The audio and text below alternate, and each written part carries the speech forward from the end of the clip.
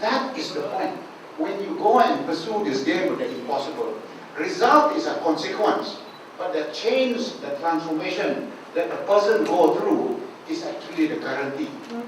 That is the point. For me, the you guys coming out here, the fact that you pursue this, that is the starting point for you to then get that. And so, by the way, I always tell people, when we create a game that's so impossible. When I went to Malaysia Airlines, at the time I was working in Shell for 23 years. I never worked in the aviation business. At Malaysia Airlines at the time, we had 3.5 months of cash. We were losing money. If we didn't change the way we ran, we didn't have money for fuel, we would not have no money to pay the people's salary after 2.5 months. We had to ground all the aircraft. So I decided to do the job. Everybody said I was mad. There is no way this guy from the oil and gas industry for 23 years that he would be able to do this. By the way, we turned it around and we made record profit subsequent 2 to 3 years. And we won most of the award at the time. That's why I got to do my job. The same thing happened elsewhere, in some of the other ventures that I had in Malaysia Airlines. But you must conquer the fear of failure. When you do the impossible, you know what's the problem with us? We are all afraid to fail. The problem with human beings is that you don't begin the journey because you're afraid to fail. That is why 90% of human beings get buried underground, not achieving their full potential, because you know what? They're scared of failure. Because they're scared of failure, they never take that road. They never challenge themselves to do those things that are impossible. And in the process, they never transform themselves. Second point. Second secret is about making sure that everything you do must be anchored on true north. That's why we have the discipline. What is the definition of your true north? What's the measure of success? What's the KPI? And that's why the process that we're drilling you in is to cause you to think about the measure of success. And when you know that measure of success, you can then chase the things that you didn't do. The numbers do not lie, but of course, don't worry whether they're very, very accurate, but don't massage them. Make sure you verify and get the numbers. I am a sucker for numbers. And making sure that these things is the numbers, the thing that governs the thing that you do, and you chase them is very, very important. So the third one is discipline of action. Most people talk, most people really, really talk, and most people really, really talk. But not many people do. So what we are doing here is that when we finish the labs, result is about doing and doing and doing and doing. And some of you may have heard the presentation by the team before you began. We have the 8-step process. Lab is only one of the 8 steps. In the Sakal adaptation, it became 9. And Abhijit is always wanting to add. It's an improvement. So we have 9 steps. So the lab is just one of the steps. So lab does not deliver results. You have to roll it out into all the other steps. But when you start implementing, the most important thing that you need to do is this word called discipline of action. In Malaysia Airlines and also in the government, every Friday, and I mean it, before 5 p.m., everybody receives a score about what we have delivered and not delivered during the week on the iPad. Every minister received the iPad, and if they didn't deliver what was put on the plan, it's red color. If they delivered, it's green color. And so this is difficult. And why we put on Friday is because then on a Saturday, the Prime Minister can send comments, how come this is red? And I can send comments, what are you doing on Monday next week to do it? To turn the red into blue, to green. So that we spoil the weekend. So Friday so that the weekend is spoiled.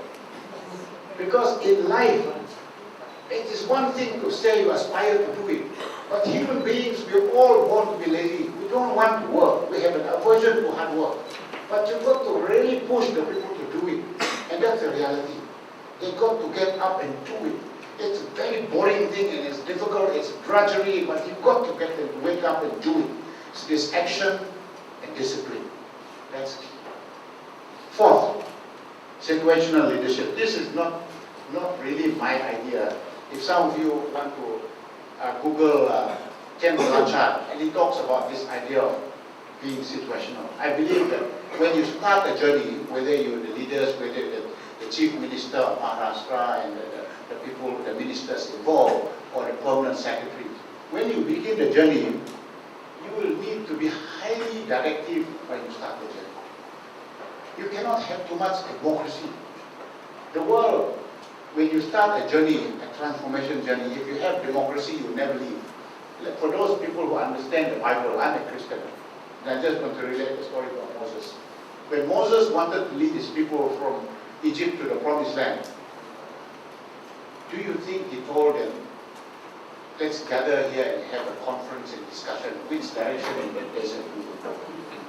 If they did that, they would have never left Egypt because he had no GPS. He didn't have any map too. But he was so confident, he said, this is where we're going. Just like your new Prime Minister, there are 10 priorities he put out there.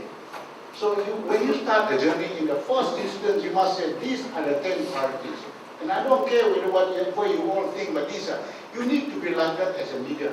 You need to lay down the priorities and say, this is where we're heading.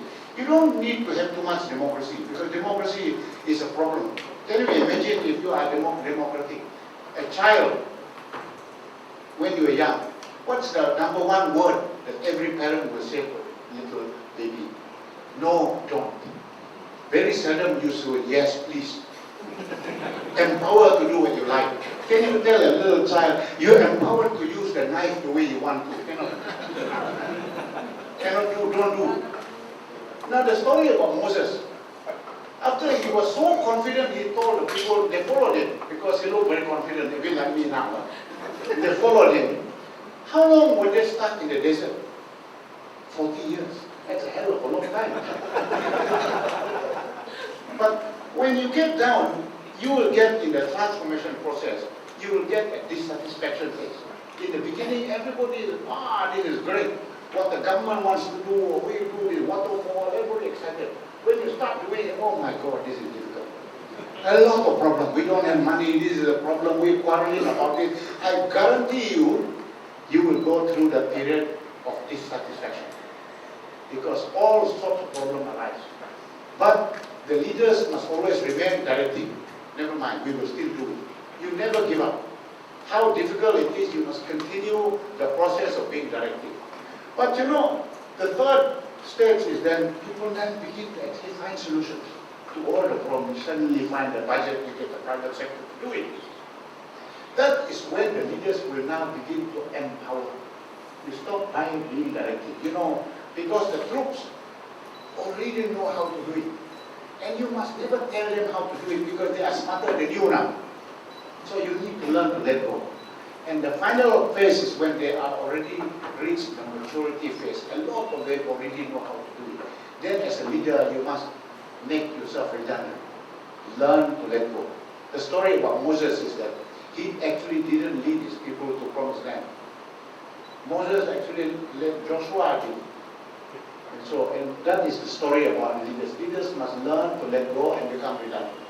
The success of good leaders must be that they must find a point when they will say, I'm no longer required. That is why I really consider Mandela as a great legend. The man understands when to let go. No one is indispensable. The graveyard is full of indispensable people. Let me now talk about the other one. This is the fifth secret. The fifth secret is this. Everything that you do in a transformation, you need to imbue this idea of winning coalition. Then you need to get a lot of people to come with you and make it a movement. It cannot be done alone. You need to get the emotions of people involved in this work. You get the crowd to participate. In Malaysia, when we ran the labs, what do? We run town halls. We get the whole public to come. And we put this all on the wall. And to tell them this is the best of what we think we know what to do to solve this problem of water. We're not perfect. If you have better ideas, we like to hear them so that we incorporate them. And if they are no good, you tell us. And we are prepared to engage. And so when you do this, these are, when we ran the labs, 500 labs, 200 companies, and this is, we also have many people in the lab. Thousands of people, this is 13,000 people came to one of our open day, 8,000 including taxi drivers, politicians, NGOs, they all come there. The interesting comment is this. After we got the whole public to agree that this is good, public says that. You know what happened in Parliament? The opposition cannot say they don't agree. Because how can you say they don't agree when the whole public says it's a great idea? You know, so the interesting thing is when you start doing this, engaging a lot of people, then I think you get a full coalition, both opposition and government. Really, when I think about it, there's times when I think people must learn to be able to lay down political differences for the sake of the people, for the sake of Maharashtra. And it doesn't matter which party you belong to. And it really, what we need to do is make a difference for the people in this country. That is really what's important. Let me talk about one thing that people don't talk about at this business school. Harvard's business school. I would say there are two main truths. I call this experiential truth. The first one is this. Human beings do not have control over everything that happens to them. Do you agree? You cannot control everything. If you don't believe me tonight, you get a piece of paper and write down all the big things that happen in your life.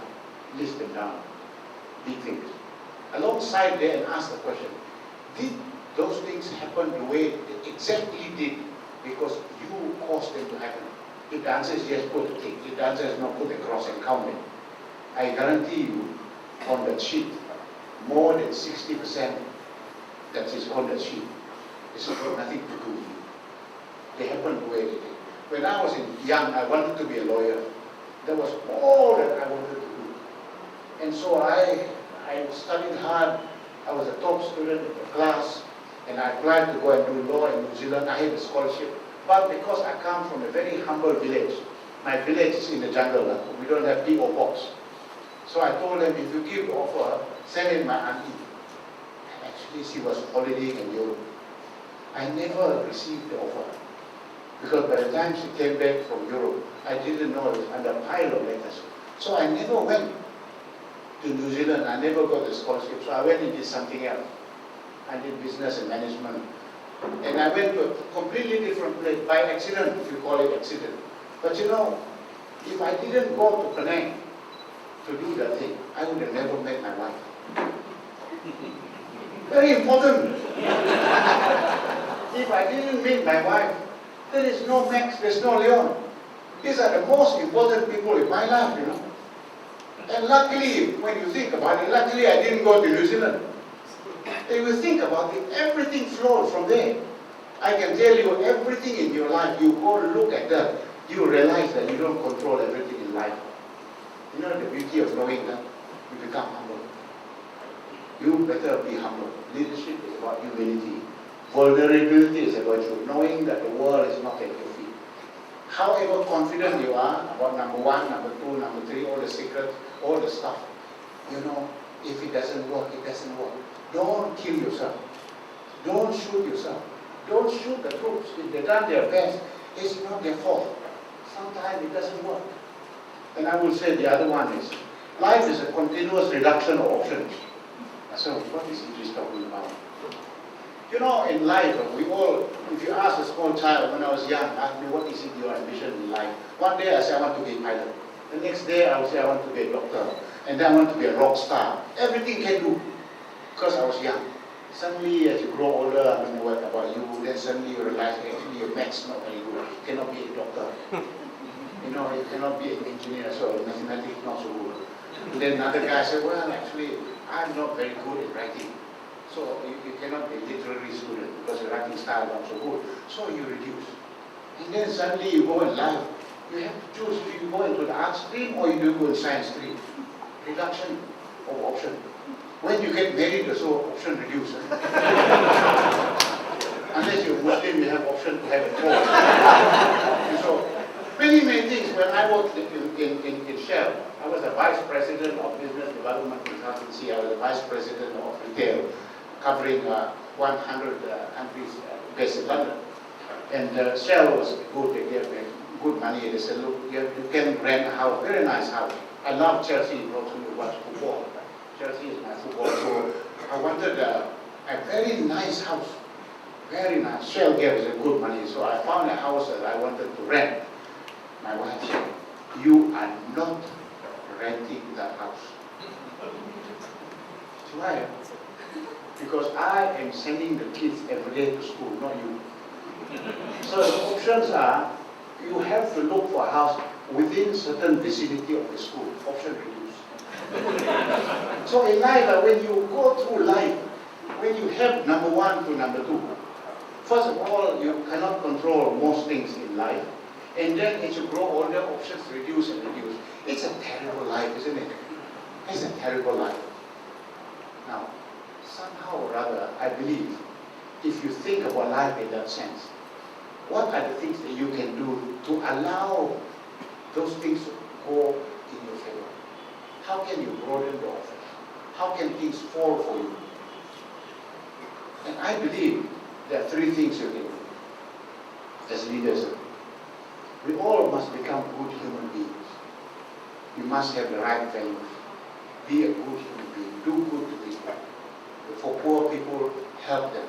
Donate money where you can for people, for charitable cause. And I think if you start doing this thing, somehow or other, the good things will fall into favor. The second one is about ethics. For all of us who've been in business, in government, but you know, life is about some things that are right and wrong, black or white. But you know, there's many things is gray, not exactly bad, not exactly evil, but you know, it's gray. My take today is this: how do you deal with these ethical issues? Do you know what I mean? Huh? My story is very simple. Never make decisions about gray things by yourself. If you think uncomfortable, bring it to the board, bring it to